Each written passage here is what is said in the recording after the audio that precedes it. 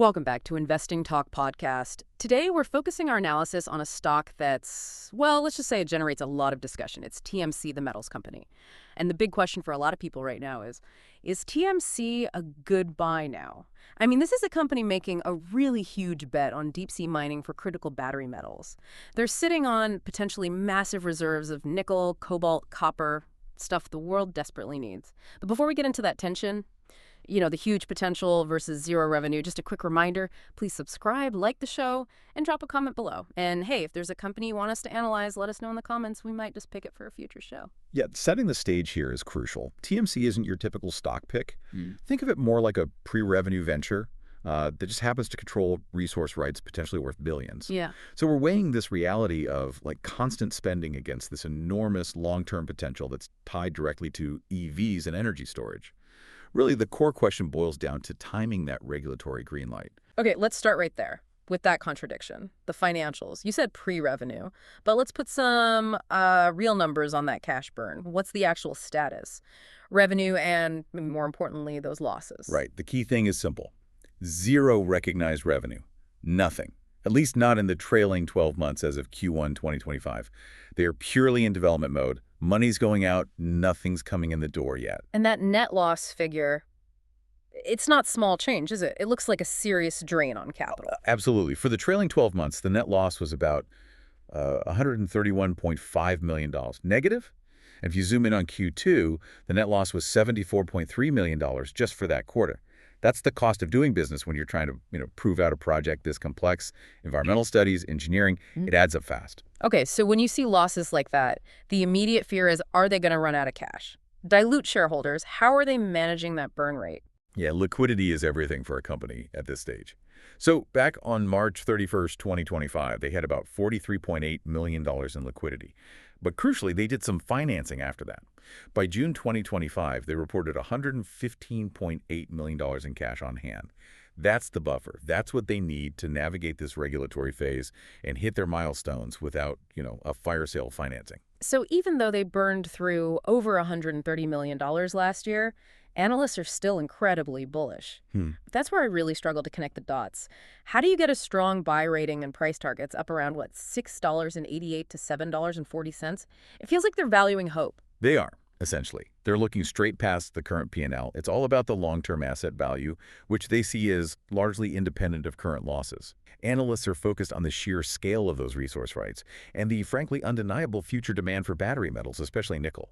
Their view is that today's price is cheap relative to the cash flows they expect if and when production starts. Okay, let's talk about that long-term value then.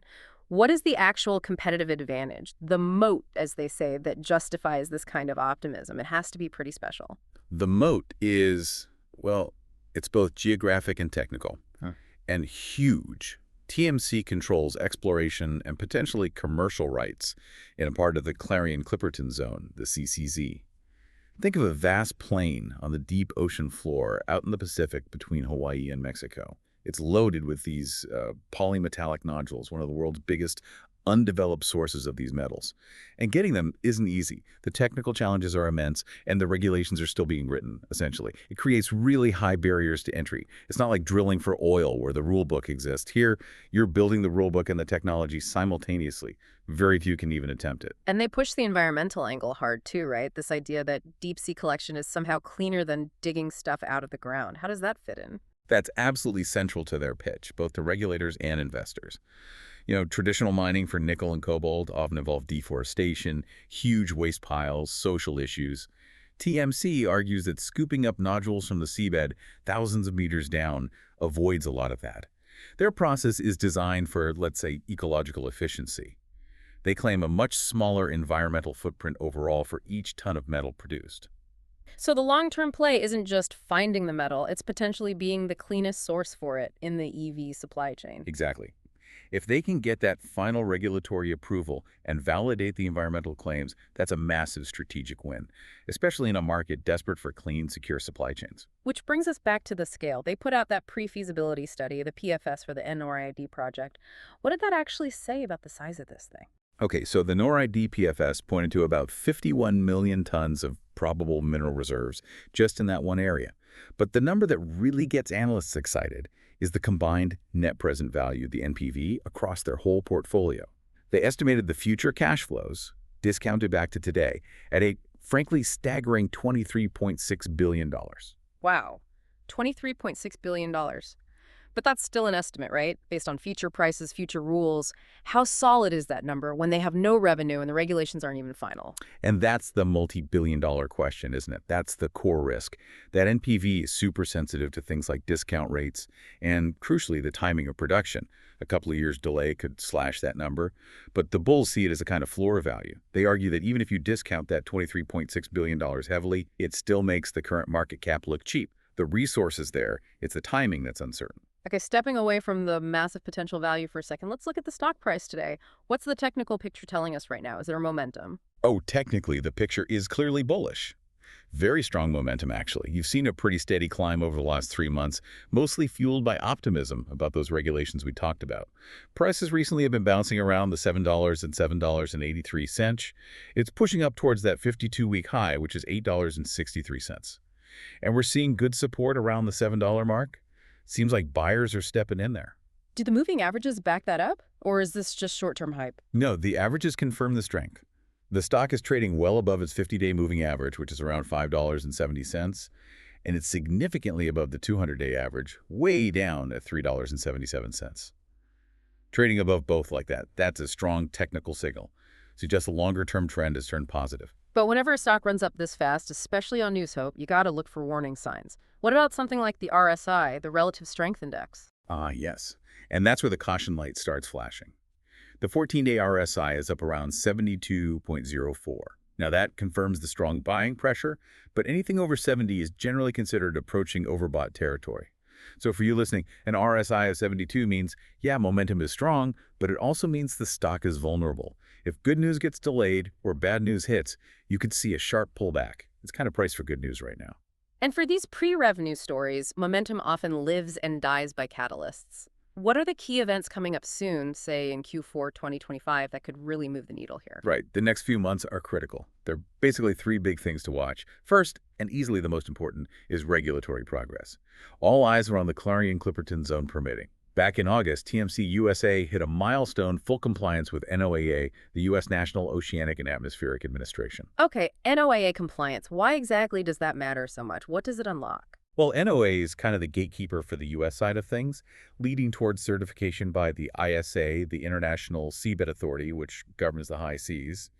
Getting that NOAA compliance kicked off a certification stage that's expected to take about 100 days. That clock started ticking in late summerly fall. The outcome of that 100-day period, it's almost a binary event for the stock.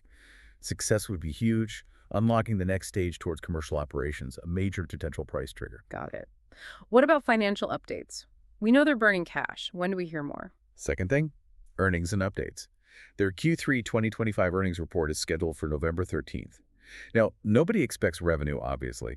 What investors will be laser-focused on is the cash burn rate. Is it under control? And critically, any comments management makes about how that 100-day NOAA process is going.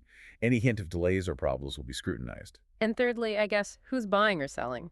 Institutional money can move a stock like this. Exactly. Third trigger, institutional activity. Keep an eye on the ETF rebalancing around November 15th, and then the big 13F filing window opens around December 5th, showing who bought and sold in the previous quarter. Big buys, like that Baird Financial Group purchase announced back in September, can really signal conviction and boost the price. Okay, so those are the known events. What about rumors? What's the market whispering about that could cause a sudden move? Ah, the speculation mill. It's always turning with TMC. 2 main themes pop up. One is a potential strategic partnership, maybe even a full buyout by a major mining company. That Korea Inc investment fueled some of that talk. The other is the possibility of signing binding offtake agreements, basically, pre-selling future production to big automakers or battery companies. You know, companies desperate to lock in future supplies of these critical metals away from risky geopolitical areas. Unconfirmed, but definitely fuels the buzz. But relying on rumors and pending regulations really underscores the risk here, doesn't it? For someone thinking about buying, what are the absolute must-know risks? Yeah, the risks are very real and honestly quite binary. 2 main categories, operational and regulatory. First, operationally, they are still pre-revenue. That means the cash burn continues, it's significant, and it will keep going until they actually start selling metal. which is still some ways off. Second, regulatory. It's incredibly complex. Any setback, any delay, any negative finding in an environmental assessment, even a seemingly minor one, it could seriously damage sentiment. If that 100-day NOAA clock gets paused or the outcome isn't positive, this stock is highly sensitive and could correct sharply. So let's try to wrap this up. We've got this massive $23 billion potential resource value, but also a $130 million annual loss right now, and this crucial 100-day regulatory window ticking away. What does it all mean for you, the listener, deciding if now is the time to jump in? Look, the overall investment case, despite the high risks, still leans bullish for many. Why? It comes down to that unmatched resource position in the CCZ, the huge tailwinds from the energy transition needing these metals, and this current positive technical momentum that's backed by these near-term potential catalysts in Q4. It's an unusual stock because it could appeal to very different investors right now. You've got short-term traders trying to play the news flow around regulation or potential partnerships in Q4, and then you have long-term strategic investors who are looking past all that, focused purely on the value of securing these critical metals for the decades ahead. Yeah, connecting it to that bigger picture. The entire future of this company really rests on turning what sounds like science fiction, mining the deep ocean floor, into a profitable, everyday commercial reality. They're essentially trying to create an entirely new global supply chain. Which brings us to the fundamental question, I think, that every potential investor has to wrestle with. In a world scrambling for critical metals to fuel the EV revolution, how much are you willing to pay today for guaranteed supply security tomorrow? Especially when that final regulatory go-ahead isn't quite locked in yet. That gap between today's price and tomorrow's potential security, that's the calculation you have to make. That's a really interesting way to frame it. Plenty for our listeners to think about. Thanks for breaking that down. We'll be back soon with more insights for your portfolio. Thanks for tuning in to Investing Talk podcast.